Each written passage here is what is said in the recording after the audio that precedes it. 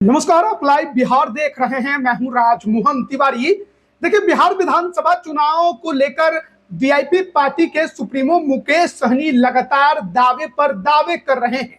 महागठबंधन में मुख्यमंत्री का चेहरा उन्होंने तेजस्वी यादव को तो माना, लेकिन साथ ही साथ डिप्टी सीएम की कुर्सी पर भी अपना हक जता दिया।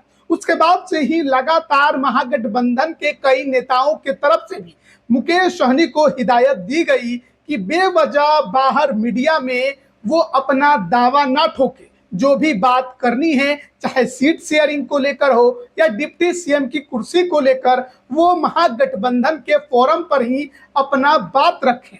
लेकिन मुकेश सहनी कहां मानने वाले, जब भी मीडिया में आते हैं डिप्टी सीएम और 60 सीटों पर अपनी दावेदारी पेश कर देते हैं। अब ऐसे में राजद के एक वरिष्ठ नेता ने मुकेश सहनी को बड़ा झटका दे दिया है।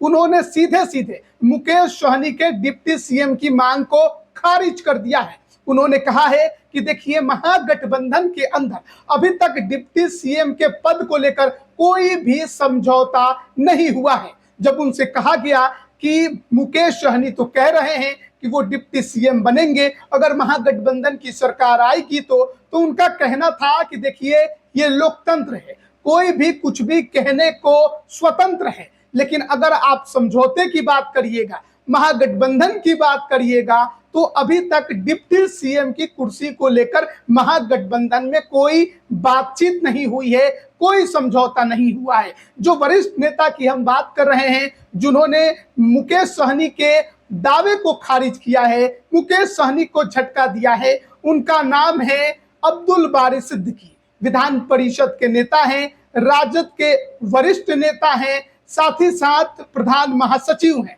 अब्दुल बारी सिद्दीकी लालू यादव और तेजस्वी यादव दोनों के बहुत करीब माने जाते हैं। और ऐसे में जब अब्दुल बारी सिद्दीकी का ये बयान सामने आया है, तो आप कह सकते हैं कि मुकेश सहनी को महागठबंधन के अंदर डिप्टी सीएम की कुर्सी पर बड़ा झटका राजद ने दे दिया है। इसके पहले भी कांग्रेस नेताओं ने मुकेश सहनी के इस मांग को लेकर कई बार हिदायत दी थी कि बेवजह मीडिया में ये बातें ना रखें, लेकिन मुकेश सहनी हमेशा जब भी बोलते हैं 60 सीटों की दावेदारी, साथ ही साथ डिप्टी सीएम की कुर्सी की मांग वो हमेशा करते हैं। और उनका कहना होता है कि देखिए, एक सीट जो मुख्यमंत्री की है, बिहार का जो सरकार चलाने की बात है, तो तेजस्वी यादव के अलावा कोई नहीं, लेकिन बात अगर डिप्टी सीएम की है तो अति पिछड़ा का बेटा ही इस कुर्सी पर काबिज होगा। तेजस्वी यादव मुख्यमंत्री बने, मुकेश सहनी डिप्टी सीएम। हालांकि महागठबंधन की बात करें तो लगभग 6 दल इस गठबंधन में है, जिसमें राजद सबसे बड़ी पार्टी है, दूसरे नंबर पर कांग्रेस है, फिर सीपीआई एमएल है, सीपीएम है, सीपीआई है, और उसके बाद मुकेश सहनी है, जिनके पास अभी कोई भी सदन में सदस्य मौजूद नहीं है। इसके बावजूद मुकेश सहनी बीते कई बार से लगातार 60 सीटों की दावेदारी महागठबंधन में करते आ रहे हैं। अब उनकी जो ये मांग है, वो प्रेशर पॉलिटिक्स है या कुछ और रणनीति के तहत वो कर रहे हैं, ये तो वो बेहतर बता सकते हैं। लेकिन कहीं ना कहीं डिप्टी सीएम को लेकर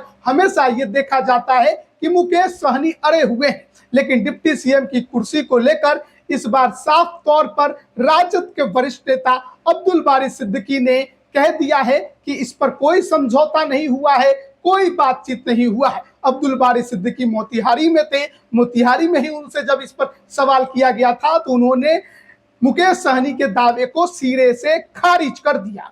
अब देखना होगा कि बिहार चुनाव को लेकर महागठबंधन की रणनीति कहां तक जाती है, कैसे बनती है, क्योंकि सीटों के बंटवारे को लेकर अब तक खुलकर कुछ भी सामने नहीं आया है कि कौन कितनी सीटों पर लड़ेगा। अब मुकेश सहनी पिछले विधानसभा चुनाव में वो एनडीए से लड़े थे, 4 सीटें उन्होंने जीती थी, बाद में उनके तमाम विधायक बीजेपी में चले गए। हालात ऐसे उनके सामने खड़े हो गए कि ना इधर के रह गए थे, ना उधर के रह गए थे। बाद में राजद ने उन्हें अपने पाले में लिया, लोकसभा चुनाव में गठबंधन करके साथ लड़ाया, 3 सीटें दी, तीनों सीटों पर उनकी करारी हार हुई।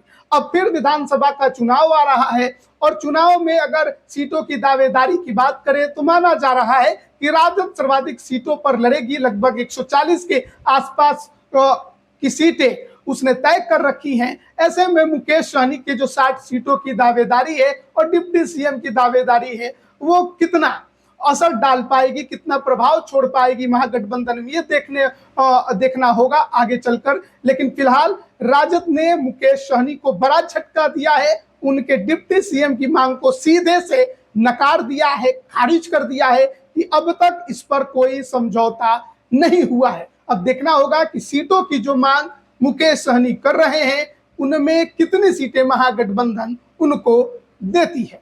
बने रहिएगा हमारे साथ, तमाम अपडेट हम आप तक पहुंचा रहे हैं। आप सभी का बहुत बहुत धन्यवाद।